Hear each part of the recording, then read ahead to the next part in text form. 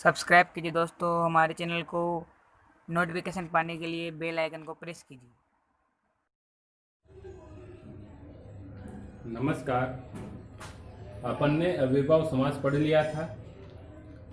इसके बाद में आते हैं तत्पुरुष समास पर, जो कि अपना दूसरा वेद। अपन ने वहां पर पढ़ा था समास 5 प्रकार के होते हैं। अब आप देखो हिंदी में समास 6 प्रकार के होते हैं।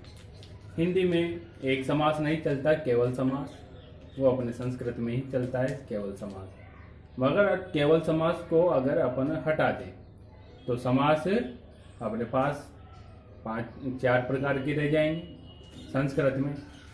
अब वो जो 4 प्रकार है उस समासों का, उसमें हिंदी के पूरे ही 6 समास आते हैं, मगर 6 समास यहाँ पर अलग तरीके से आते हैं संस्कृत में। जो अपना कर्मधारय समास और द्विगु समास है वो किसके ही वेद माने गए हैं? तत्पुरुष समास के ही वेद माने गए हैं। तो वहां पर हिंदी के 2 समास तत्पुरुष समास के अंदर ही आ जाते हैं। इसीलिए अपने जो समास होते हैं वो 5 प्रकार के होते हैं और हिंदी में 6 प्रकार के होते हैं। बस यही दिखाया गया है इसमें तत्पुरुष समास।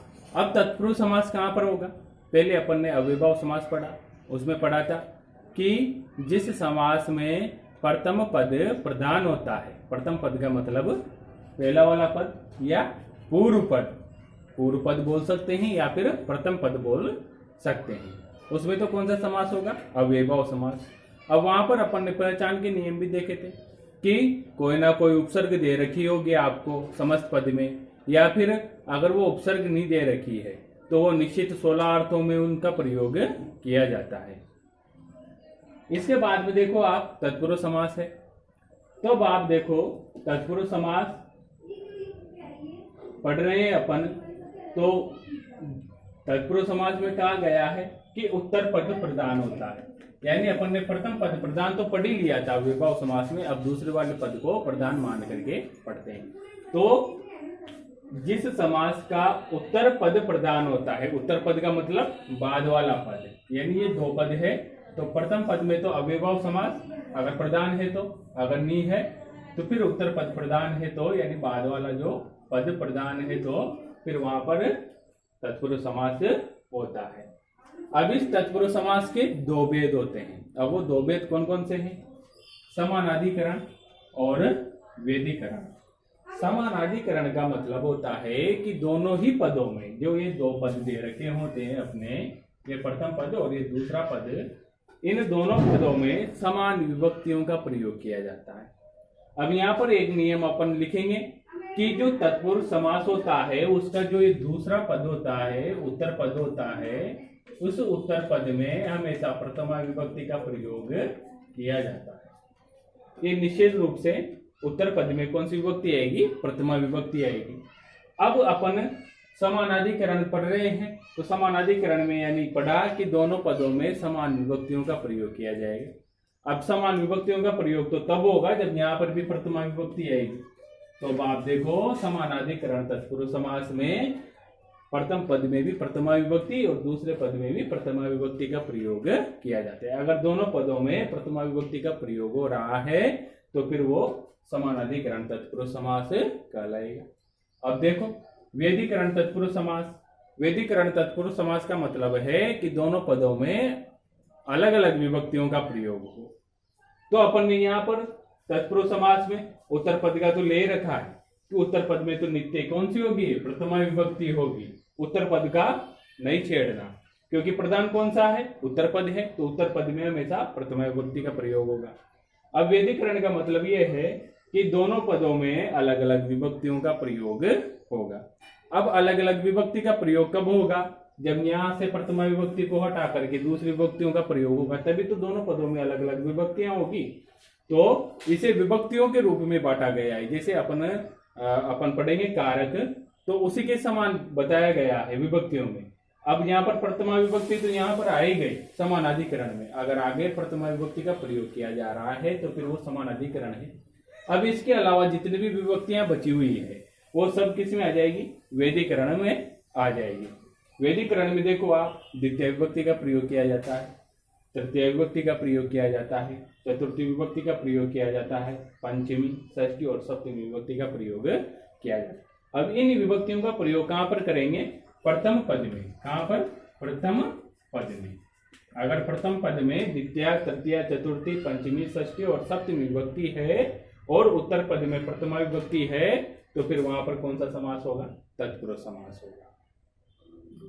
इसे यहां तक नोट करें, फिर इन भेदों को ये सारणी भी आप ऐसी कैसी ही बना लें, फिर उसके बाद में इनकी परिभाषा ही लिखते हैं। अब देखो समानाधिकरण, फिर प्रथम भेद है अपना तत्पुरुष समास का। अब इस समास में अपन ने परिभाषा में पिरोया इसे, इसमें दोनों पदों में समान विभक्तियों का प्रयोग होगा। ये पहले मैंने समझाई दिया कि दोनों पदों में समान विभक्तियों का प्रयोग होगा। अगर बाद वाले पद में प्रथमा विभक्ति आ रही है तो प्रथम पद में भी प्रथमा विभक्ति का प्रयोग होगा। तो आप यहाँ पर इस प्रकार से भी लिख सकते हैं, नोट लगा करके, दोनों पदों में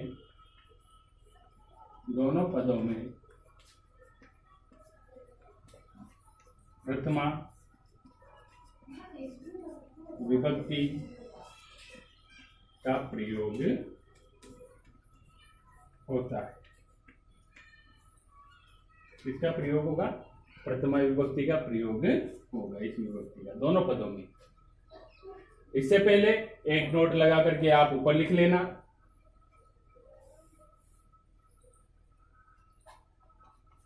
यहां पर इससे जस्ट ऊपर लिखना, प्रथम लाइन तत्पुरुष समास में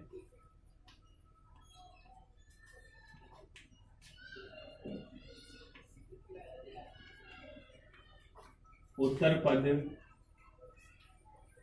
तत्पुरुष समास में उत्तर पद में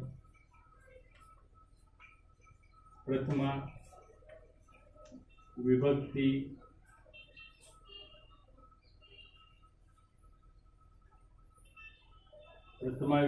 का प्रयोग होता है।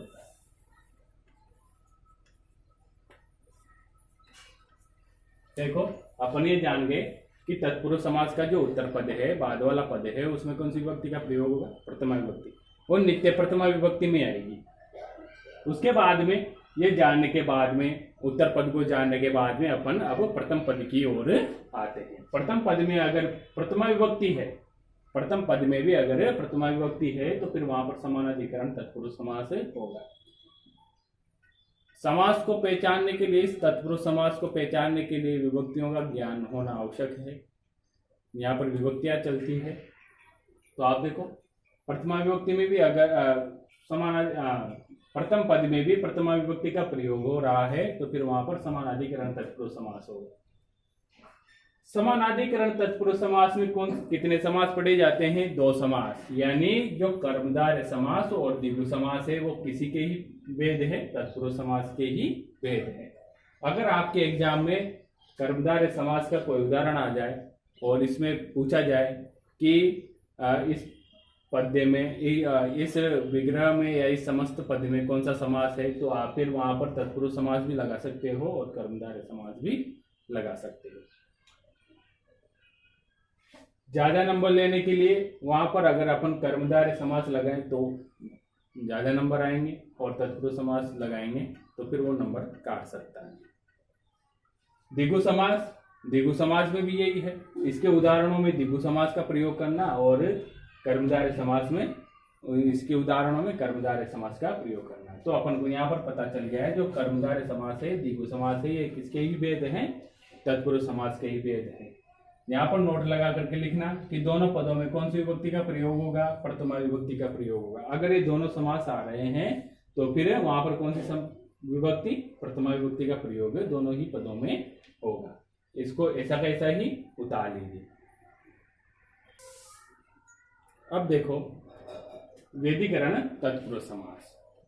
अब इसमें उत्तर पद में तो निश्चित रूप से तत्पुरुष समास में प्रथमा विभक्ति आएगी, लेकिन जो पूर्व प्रथम है, पूर्व पद या प्रथम पद, यहाँ पर दोनों लिख दिए हुए हैं, पूर्व या प्रथम पद इसमें इस पद में अगर द्वितीया, तृतीया, चतुर्थी, पंचमी, षष्ठी और सप्तमी विभक्तियां आ रही है तो फिर वहां पर कौन सा समास होगा? व्यतिकरण तत्पुरुष समास।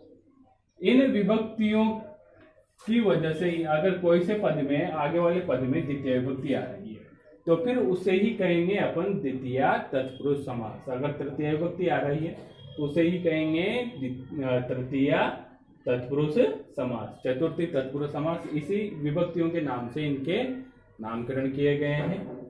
संस्कृत में एक बात बता दूं मैं आपको, जैसा नाम होता है वैसा ही उसका कार्य होता है। द्वितीय तत्पुरुष समास, तो आप यहाँ पर जैसे ही ये समास आ जाए तो फिर वहां पर निश्चित रूप से आपको प्रथम पद में द्वितीय विभक्ति दे रखी होगी। तो इसके कुछ उदाहरण हैं, उन्हें अपन लिखते हैं। जैसे प्रथम उदाहरण है कृष्णम श्रिता, कृष्णम श्रिता, ये अपना समास विग्रह है।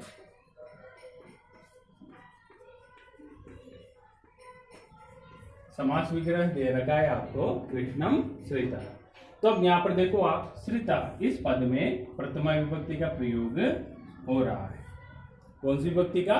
प्रथमा विभक्ति का प्रयोग हो रहा है। जैसे रामः, रामः पद में प्रथमा विभक्ति एक वचन है, तो ऐसे ही श्रितः, श्रितः पद में भी प्रथमा विभक्ति एक वचन है। कृष्णम, यहाँ पर द्वितीय विभक्ति एक वचन का प्रयोग हो रहा है। कौन सी विभक्ति? द्वितीय विभक्ति। तो अब कृष्णम श्रितः, अब यहाँ पर देखो अपन को पीछे वाला पद प्रथमा विभक्ति एक वचन में मिल गया और दूसरा पद जो प्रथम पद है वो द्वितीय विभक्ति में मिल गया। तो फिर यहाँ पर कौन सा समास होगा? अपना द्वितीय तत्पुरुष समास। कौन सा? द्वितीय तत्पुरुष समास। अब इसे समस्त पद में बनाते। समास का नाम पता चल गया अपन को कि द्वितीय तत्पुरुष समास है, या फिर आप सीधे ही बोल दो कि तत्पुरुष समास है। तो अब समास का नाम पता चलते ही अपन को अब इसका समस्त पद बनाते हैं। समस्त पद बनेगा इसका, ये समस्त पद, समस्त पद। अब देखो समस्त पद जब बना रहे होते हैं तो फिर इनमें जो जो विभक्तियां आ रही है इनका लोप कर देते हैं। पीछे वाले में सुविभक्ति आएगी, प्रथमा विभक्ति आएगी, जो जैसा का जैसा रहेगा। लेकिन जो प्रथम पद है, जो पहला वाला पद है, इसमें द्वितीय विभक्ति का प्रयोग हो रहा है तो फिर इस द्वितीय विभक्ति का लोप हो जाएगा, क्योंकि समास में जब समस्त पद बनाते हैं तो विभक्तियों का लोप हो जाता है। तो अब देखो यहाँ पर जो रूप बनेगा अपना वो कृष्ण श्रितः बनेगा। कृष्ण श्रित, कृष्ण श्री, इस प्रकार से ये बनेगा।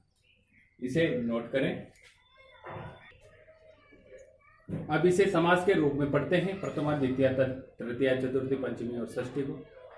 ये नाम है इनके, द्वितीय तत्पुरुष समास, तृतीय तत्पुरुष समास, इस प्रकार से इसके पूरे नाम है। तो पहले नाम लिखेंगे, फिर उसके बाद में जैसे जैसे उदाहरण लिखाते जाएंगे वैसे वैसे। अब द्वितीय तत्पुरुष समास के ये दो उदाहरण हैं जो इंपॉर्टेंट होते हैं। ग्रामं गतः, गांव को गया हुआ, तो इसका जो समस्त पद बनेगा ग्राम गतः। सुखम प्राप्तः, सुख को प्राप्त, सुख प्राप्तः। माशेन पूर्वः, ये तृतीय तत्पुरुष समास का है, मैंने एरो का चिन्ह लगा दिया यहाँ से, ये दोनों तृतीय तत्पुरुष का है। माशेन पूर्वः, तो यहाँ पर जो शब्द है ना माशेन, इसमें तृतीय विभक्ति का प्रयोग किया गया है और पूर्व शब्द में प्रथमा विभक्ति का प्रयोग है। तो ये तृतीय विभक्ति आने के लिए ही यहाँ पर तृतीय विभक्ति तत्पुरुष समास बताया गया है। तो इसका समस्त पद बनेगा मास पूर्वः, मात्रा समः, इसका बनेगा मातृ समः। इसे नोट कर लीजिए। फिर चतुर्थी, पंचमी, षष्ठी और सप्तमी के उदाहरण अगले वीडियो में